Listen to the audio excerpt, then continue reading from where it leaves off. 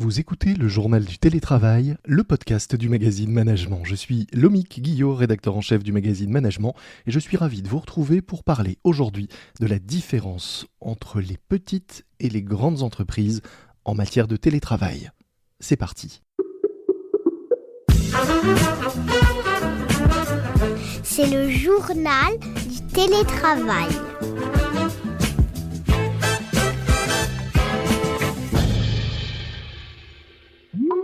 80% des dirigeants de grandes entreprises se disent prêts à pérenniser le télétravail contre seulement 23% des dirigeants de PME selon le dernier baromètre Sopra Steria Next, cabinet de conseil en transformation digitale.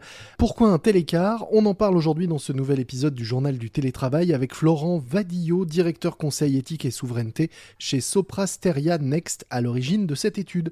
Bonjour. Bonjour. En moyenne, 71% des dirigeants disent qu'ils envisagent de pérenniser le télétravail demain, mais cette moyenne cache en réalité une vraie différence selon la taille de l'entreprise. Comment est-ce que vous expliquez que les dirigeants de PME semblent si peu nombreux à vouloir pérenniser le télétravail qu'ils ont pourtant massivement connu et pratiqué depuis maintenant un peu plus d'un an ? Effectivement, on remarque une vraie césure sur cette appréhension du télétravail. La césure, elle se situe pour les entreprises au-delà de 250 salariés. Il y a vraiment la question de la taille de l'entreprise qui est majeure. On peut voir à cela plusieurs explications. La première, c'est que plus une entreprise est petite, moins elle a une diversité de fonctions et donc moins elle peut mettre en télétravail certaines tâches, alors qu'une grande entreprise peut arriver à atteindre une certaine masse critique, un pourcentage important de télétravail grâce à certaines tâches qui peuvent s'y prêter et d'autres pas. C'est le premier élément qui est très important, mais il n'est pas suffisant à lui seul. On voit également, et c'est un des autres enseignements du baromètre, que la question de l'investissement dans la transformation digitale, il est lui aussi victime de la même césure entre les entreprises de plus de 250 salariés et les autres. C'est donc cette absence d'outils, de moyens, de culture du numérique qui pénalise les entreprises dans ce recours au télétravail. Effectivement, lorsque on est au-delà de 250 salariés, on s'aperçoit que les investissements en matière de transformation digitale, ils ont été réalisés ou vont l'être. Lorsqu'on est en dessous, il y a une forme d'appréhension, principalement pour des questions de coût. Et donc, ce sous-investissement, ce défaut d'investissement à tout le moins, explique un outillage moindre, des pratiques moindres, et la volonté, de ce fait, de ne pas recourir à des dispositifs qui sont soit parcellaires, soit incomplets dans leur fonctionnement technique. Est-ce que vous avez été jusqu'à étudier quel type d'outils peuvent manquer au sein des entreprises ? Je le disais, vous êtes spécialiste de la transformation digitale, vous êtes aussi spécialiste de la notamment numérisation des documents. Est-ce que vous savez de quoi les petites entreprises pourraient avoir besoin pour accélérer leur digitalisation et donc accélérer l'éventuel recours au télétravail ? Il y a 2 aspects. Il y a un aspect matériel, un aspect, quasi psychologique. Le premier aspect, psychologique, il est très important parce qu'en réalité, c'est une transformation des pratiques de travail qui doit être entamée et que certaines entreprises ont entamé de manière incomplète, voire certaines pas du tout. Donc il y a un combat quasi psychologique à gagner, pour avancer là-dessus. Et puis, lorsque cette étape-là est franchie, c'est vraiment toute la conception d'un environnement de travail qui fait défaut. Il peut y avoir des solutions qui s'ajoutent de manière assez impressionniste au gré des acquisitions, au gré des besoins, notamment lorsqu'on est dans des cadres de prestation de services ou dans les cas de sous-traitance.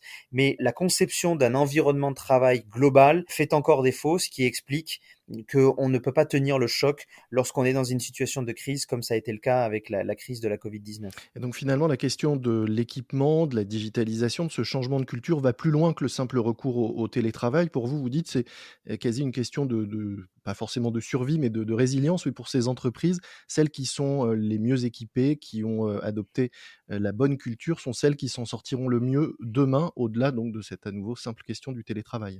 Oui, c'est indéniable. La transformation digitale est un facteur de résilience absolument majeur.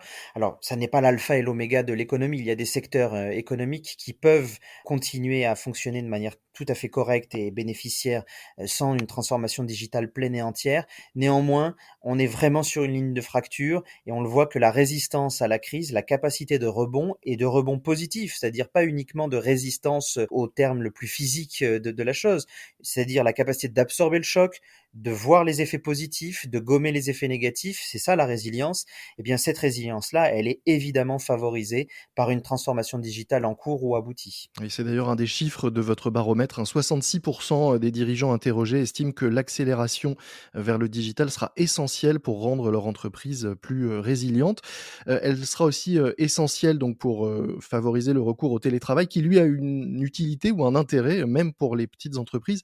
C'est qu'il permet, on le voit de plus en plus, d'attirer des talents et en matière d'attractivité dans certains domaines, en particulier le combat est difficile. D'autant plus que les entreprises, à nouveau selon votre étude, envisagent plutôt de vouloir recruter dans les mois qui viennent. 25% estiment que leurs effectifs vont augmenter. Donc on voit bien que c'est important pour elles de pouvoir proposer, au moins en partie du télétravail pour attirer ces talents demain. Tout à fait, et c'est très important parce que la crise, aurait pu laisser, penser qu'il y aurait une réduction des effectifs. On voit d'ailleurs le thème de l'accroissement des faillites, venir. Les entreprises à 65% souhaitent maintenir leurs effectifs, Mmh. à 25% souhaitent recruter et surtout recruter en CDI. C'est donc vraiment un motif de grande confiance, de volonté de travail là-dessus. Il y a une confiance des entreprises dans la capacité de rebond, économique, et cet élément-là, en fait, il est aussi, le baromètre le montre, il est rehaussé par le souci que ces entreprises-là montrent sur les axes de travail pour sortir de la crise. Et pour ces entreprises, les axes de travail, c'est la motivation des équipes, l'augmentation de leur efficience, une communication plus régulière, plus transparente, une évolution du style de management. Et ça passe avant la relation client, avant le travail sur les prix. Mmh. Donc effectivement, cette question RH, elle est absolument déterminante. Et elle est déterminante que l'on soit, physiquement sur place, ou en télétravail. Tout à fait, vous aviez raison de signaler que dans la forme de guerre des talents, que l'on peut constater notamment sur, soit les hauts potentiels, soit les compétences techniques rares, il est évident que le contexte de travail, la capacité de télétravail, de plus grande liberté, d'organisation de son travail, seront des éléments déterminants dans le choix de ses collaborateurs pour leur future entreprise, et un élément de fidélisation majeur. Or, il faut absolument, dans certains secteurs sous tension, réduire le turnover. Vous parliez, de tous ces changements ou toutes ces actions que les entreprises veulent, mettre en œuvre pour, en interne, motiver, mobiliser, rendre les salariés plus efficaces, améliorer la performance. Est-ce que ça va avec ce changement de culture dont vous parliez? Est-ce que le changement de culture vers la digitalisation passe aussi par un changement de culture et de pratiques managériales? C'est évident, et là encore, certaines entreprises sont plus avancées que d'autres. Plus la taille de l'entreprise est importante, plus le dispositif RH a pu être pensé, y compris avec des aides extérieures. Et donc, il y a une différence de ce point de vue, même si, encore une fois, la taille de l'entreprise peut être un élément favorable ou défavorable selon le salarié. Mmh. Mais évidemment, ce changement des pratiques managériales, il est désormais au cœur des préoccupations des salariés. Il faut prendre en considération que les salariés désormais réclament un cadre de travail, un épanouissement au travail qui est beaucoup plus important que dans les années précédentes. On est, malgré un contexte de chômage important, un contexte de crise économique, on est en train de revoir émerger cette volonté des travailleurs qu'on pouvait voir lors des Trente Glorieuses, d'avoir un cadre de travail dans lequel il y a un plein épanouissement. Le travail n'est pas uniquement un pourvoyeur de moyens de subsistance, c'est avant tout un facteur d'épanouissement, et cela crée une véritable différence selon les entreprises. Évidemment, dans ce cadre-là, le télétravail n'est pas la réponse à tout, mais peut être un des éléments, d'amélioration du cadre de travail ou de l'organisation du travail. On peut se demander, mais quelle forme de télétravail? Votre baromètre s'est aussi, penché là-dessus. 30% des dirigeants opteraient, dites-vous, pour, à l'avenir, un mix entre télétravail et présentiel, et même jusqu'à 69% dans les entreprises de plus de 1 000 salariés. Donc à nouveau, là, un vrai, gap entre petites et grandes entreprises. Comment est-ce que vous voyez, vous, cet avenir, demain du télétravail, à la fois dans les petites et les plus grandes entreprises? Vous avez raison de signaler effectivement ces pourcentages, ils sont intéressants. Il faut aussi signaler que la moyenne dans la réponse des entreprises, elle se situe à 2,5 jours de télétravail par semaine. Mmh. Donc, on est dans une quotité de télétravail qui est quand même assez importante, près de 50% de la semaine qui est consacrée en télétravail. C'est une vraie mutation à opérer pour justement organiser à la fois le suivi des affaires, la rupture de conditions de travail, télétravail, environnement physique, et aussi aller dans plus de cas par cas, parce que il y a des salariés qui ont souffert des conditions de télétravail, qui ont vécu une forme d'isolement, et ceux-là, très clairement, ils auront envie de retourner dans un environnement physique.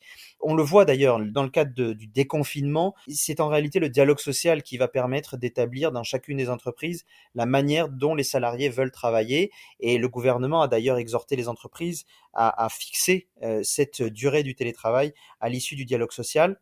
C'est important parce que derrière, il y a aussi des stratégies d'entreprise qui se dessinent, par exemple sur la gestion des actifs immobiliers. Mmh. Est-ce qu'une entreprise maintient ses bureaux? Quel type de bureau? Et on le voit, les cessions dans l'immobilier d'entreprise ont repris un bon rythme. Donc tout cela doit être corrélé pour que les salariés puissent retrouver un environnement de travail, ou en tout cas dessiner leur environnement de travail à venir. Et je crois que là-dessus, le dialogue social est encore la meilleure manière d'organiser le travail.